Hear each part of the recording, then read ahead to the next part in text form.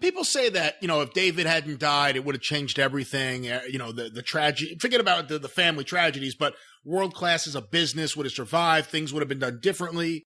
Is the idea that even though he was a party or two, he was more of a regulator for his brothers? I mean, because World Class, it's amazing when you really think of it. It's such a small territory, and it blows up, but it doesn't expand.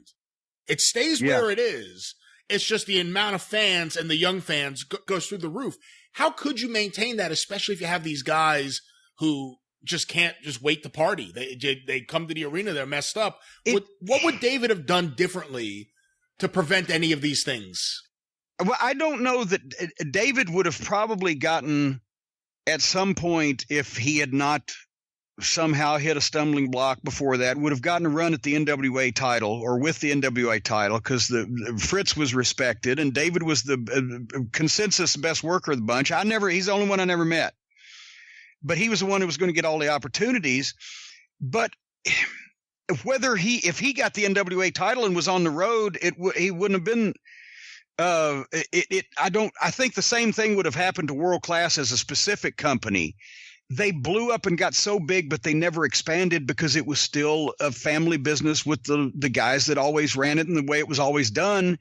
It was a large state, but it was a pretty specific area. That Dallas-Fort Worth Metroplex and 150 miles around it was really where they were their hottest, and they didn't do huge business outside of that in some of the other markets in Texas, as we've talked about. But the thing is, I don't know if anything would have been different. I think that in some cases, the Von Erichs were so magical and so charismatic, and the people, they were so over at that point for those years, that even the people who worked in the office and even the people in the business and even the people who worked with them, and especially, worked with David, romanticized him so much that, well, it would have been different.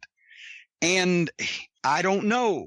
And I mean, the whole wrestling business was about to change anyway. And would Dallas being different and still doing strong business 2 extra years have helped, the whole thing not go to shit when Turner bought Crockett? Who knows?